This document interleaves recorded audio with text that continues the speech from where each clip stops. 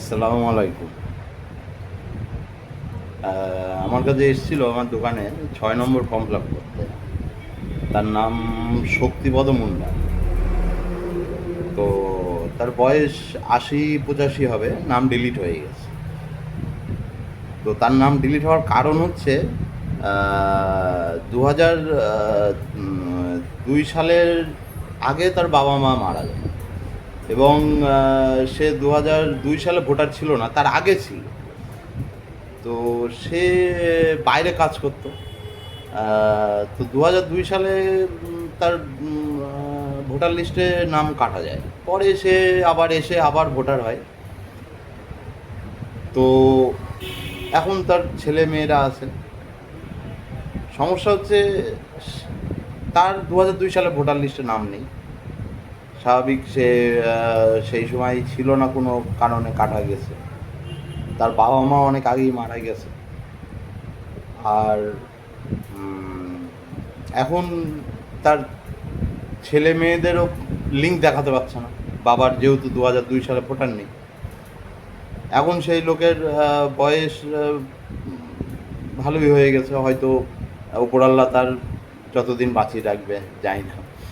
তো এখন ব্যাপার যেটা সেটা হচ্ছে যে আহ, এই যে লোকটা শক্তিপদ মুন্ডা, এর যে ডিলিট হলো নামটা, ঠিক আছে, লিঙ্ক দেখাতে পারিনি, ডিলিট হয়েছে। তো সে তো স্থায়ী মুন্ডা, এবং এর মতো অনেকেই আছে যারা এই সমস্যায় পড়েছে। এই যে লোকটা এই লাঠি হাতে নিয়ে, তা সে বাজারে আসতে, মানে মুন্ডাপাড়া থেকে বাজারে আসতে তার ১ ঘন্টা সময় লাগে। সে এখন কি করবে? ৬ নম্বর ফর্ম ফিল আপ করে বিডিওয় গিয়ে জমা দেবে, না কি করবে? তার সঙ্গে কি পেপার দেবে, কি করবে? এই হয়রানি এই বয়সে।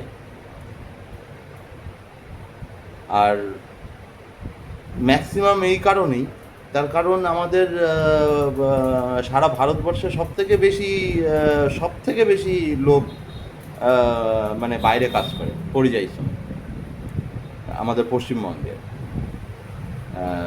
কেউ মুম্বাইতে, কেউ কেরালায়, কেউ ব্যাঙ্গালোর, কেউ হায়দ্রাবাদ, কেউ আউট অফ ইন্ডিয়া। তার কারণ পশ্চিমবঙ্গে কোনো কাজ নেই।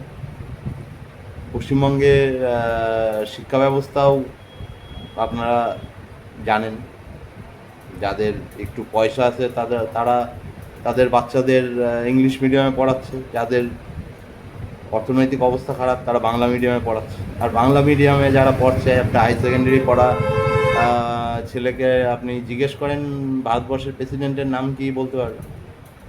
100% বলতে পারবেন। তারা চাকরির পরীক্ষায় বসে আপনার পরীক্ষার প্রশ্ন দেখেই মাথা ঘুরে যাবে তাদের। তখন পাস ফেল নেই তো। আর মাধ্যমিক পাস করছে, হাই সেকেন্ডারি পাস করছে, বিএ পাস করছে, এমএ পাস করছে, অথচ চাকরি পাচ্ছে। পাবে কী করে? কারণ যে প্রশ্ন যখন পরীক্ষায় বসছে, যে পরীক্ষার যে চাকরির পরীক্ষার প্রশ্ন যে দেখছে, তারা পড়েনি কোনো। দেখো, এটা অন্যদিকে চলে যাচ্ছে। এখন শক্তিপদ মুন্ডার ব্যবস্থা কী হবে? এর আবার ভোটার হতে হবে ৬ নম্বর ফর্ম ফিল আপ করে, এবং এর ছেলে মেয়েদের কী হবে? এরা তো বাবা মা মারা গেছে, মা ২০০২ সালে ছিল না। তো এই যে সমস্যা, এ এই মানে গরিব মানুষদের এই যে হয়রানি, একটা মূর্খ সরকার, তার সে যেটা বলছে, সে তার জন্য ভোগান্তি হচ্ছে সাধারণ মানুষের। আমাদের কথা বলতে হবে। আমরা ভবিষ্যৎ ফিউচার আমাদের কি আসছে আমরা জানি না, হয়তো আরও ভয়ঙ্কর দিন আসছে, আরও খারাপ দিন আসছে। দেখা যাক কী হয়।